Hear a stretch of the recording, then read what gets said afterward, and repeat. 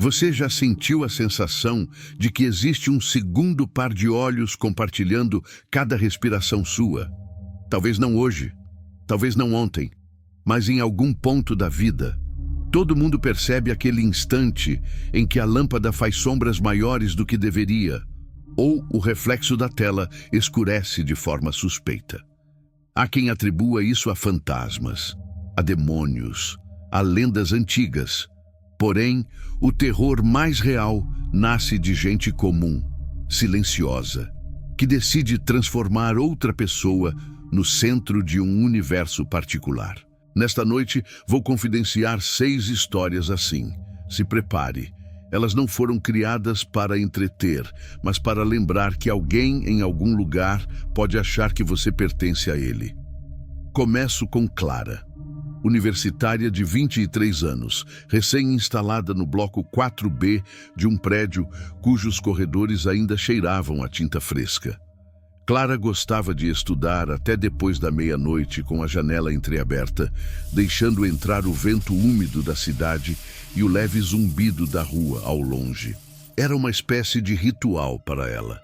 Luz fraca, música ambiente e silêncio cortado apenas pelas páginas virando.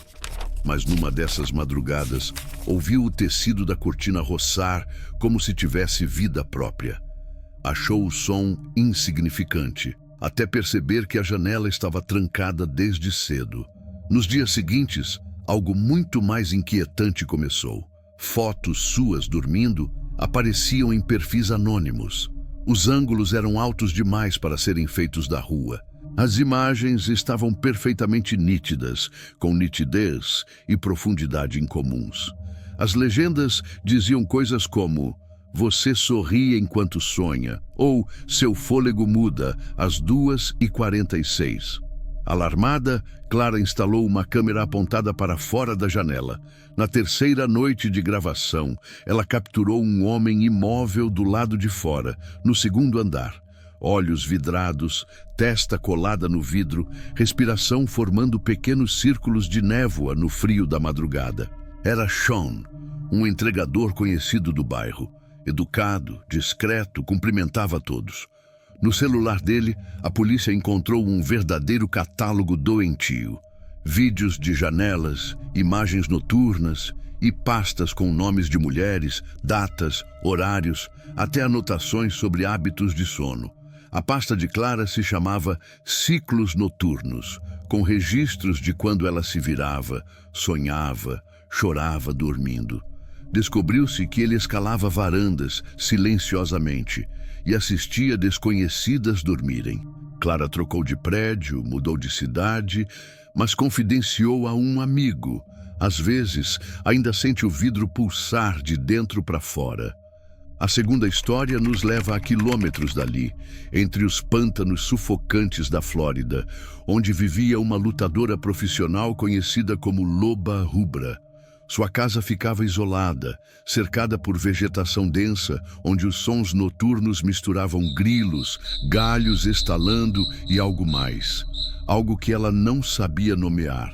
Era um lugar perfeito para descansar após lutas exaustivas, até que uma madrugada os sensores de movimento disparam. Alarmes estridentes cortaram o silêncio viscoso do mato. Quando acessou o sistema de câmeras, Loba viu um homem atravessando o jardim com passos lentos, deliberados, como se dançasse com a escuridão.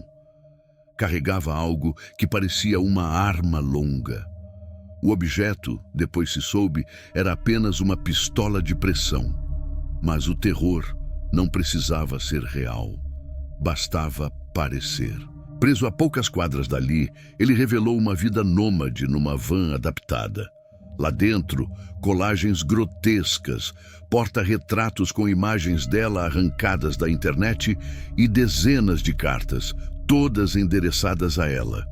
Em uma delas escreveu: "Se teu coração parar, o meu para 2 segundos depois." Guardava ainda mapas com rotas até cemitérios, uma barraca de lona, passaportes forjados e alianças gravadas com o nome da lutadora. Jurava que jamais quis feri-la, apenas acompanhar a frequência vital. Era como se ele acreditasse que os dois formavam um só corpo. A lutadora passou a treinar escondida, em locais não divulgados. E mesmo depois de tudo, diz que às vezes, antes de dormir, ainda sente o gramado vibrar, como se alguém passasse por ele em silêncio. Na terceira história, cruzamos até Nova Jersey, onde a família Brothers acreditava ter encontrado o lar dos sonhos na elegante e arborizada 657 Boulevard. A casa era um ícone da arquitetura vitoriana. Janelas amplas, varanda com corrimão de ferro e uma atmosfera de paz que lembrava contos antigos. Mas antes mesmo de se mudarem oficialmente, receberam uma carta estranha. Envelope elegante, papel grosso, sem remetente. A caligrafia parecia saída de um diário do século XIX. E o conteúdo era ainda mais perturbador. Bem-vindos à minha casa. Vigio a 657 Boulevard há décadas. Estava aguardando vocês. As cartas continuaram, sempre com informações íntimas. Os apelidos dos filhos, os horários em que dormiam, a cor da cortina recém-instalada. Em uma delas, lia-se: "Obrigado por mudar os móveis da sala. Agora posso ver melhor quando fico do lado de fora." O autor assinava como o Observador. Nenhuma câmera capturava sua presença, nenhuma digital, nada. Apenas palavras, ameaças veladas e uma presença invisível. A família tentou resistir, mas o medo corroeu qualquer vontade de ficar. Venderam a casa às pressas. Perderam dinheiro, perderam a paz. E mesmo com novos donos, o Observador continua escrevendo e ninguém descobriu quem é. Talvez ele não esteja do lado de fora. Talvez sempre tenha estado dentro. A quarta história vem de El Paso, Texas. Camille era gerente de projetos numa firma de tecnologia e costumava sair do escritório depois das 11, atravessando o estacionamento vazio. Um espaço amplo, mal iluminado, com apenas o som dos próprios passos ecoando entre os carros. Ela sempre usava fones de ouvido. Um detalhe pequeno, mas que muda tudo. Numa noite abafada, ouviu algo diferente. O clique repetido de um isqueiro. Quando se virou, viu um homem com capuz abaixado, sentado na mureta, se tocando enquanto a filmava com o celular. Ela correu até o carro, trancou as portas, ligou o motor e fugiu, coração batendo fora de ritmo. Registrou a ocorrência, mas ele sumiu. 2 semanas depois, voltou. Mas agora fez algo pior. Jogou spray de pimenta nos próprios olhos, caiu no chão gargalhando e gritou: "Quero sentir como você sente." Foi detido. No celular dele havia mais de 50 pastas de vídeos, todos organizados por nomes de mulheres, todas filmadas em estacionamentos diferentes. Os arquivos tinham legendas como Vídeo 3, aumento da respiração aos 37 segundos. Vídeo 7, pavor genuíno.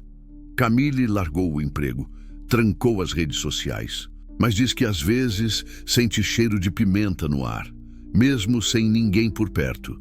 A quinta história mergulha na internet.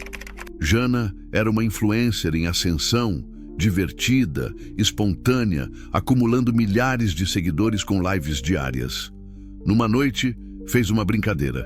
Quem descobrir meu endereço primeiro, ganha um iPhone. Ela riu. Mas 10 minutos depois, um perfil respondeu com coordenadas exatas. No dia seguinte, encontrou flores murchas em sua porta. Depois, brinquedos. Depois, um envelope com um tufo de cabelo. Assustada, decidiu transmitir tudo. Ligou a câmera e passou a fazer lives de 24 horas. O público se multiplicava. Cada ruído se transformava em evento. E então vieram as batidas na janela. Os comentários no chat diziam: "Ele entrou na live." Na última transmissão, a câmera caiu no chão. O som de passos. A respiração pesada. Silêncio. A polícia chegou horas depois. Encontraram o celular ainda transmitindo. Jana havia desaparecido. No teto, pendurada por um fio da luminária, uma máscara branca sem feições, lisa como um avatar genérico. Como se o stalker não fosse uma pessoa, mas o algoritmo. E por fim, a sexta história. Uma atriz famosa de Los Angeles havia construído uma casa toda feita de vidro. Dizia que era um símbolo da sua alma, aberta, iluminada, sem segredos. Mas numa madrugada, um carro rompeu os portões e atravessou a sala como uma lança. O motorista saiu sangrando, gritando o nome dela. Era um fã antigo. Enviava cartas, vídeos, contratos de casamento fictícios. Disse ao tribunal que o carro era um cavalo de Troia do amor, que a colisão era o beijo que ela recusava. Foi diagnosticado com transtorno erotomaníaco. Acreditava que ela o amava, mas era impedida por forças externas. A atriz reconstruiu a casa, mas os cacos continuam surgindo. Pequenos, invisíveis, no tapete. Como se o impacto ainda vibrasse na estrutura. Ela não sorri mais em entrevistas e trancou tudo com cortinas pesadas. Às vezes, transparência atrai monstros.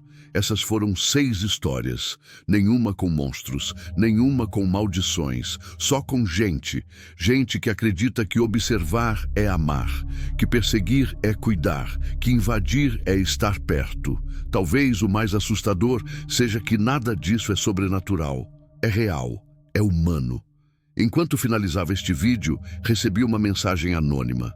Obrigado por emprestar sua voz às minhas memórias. Aguardo ansioso pela sua rotina no corredor. Meu prédio não tem câmera no corredor.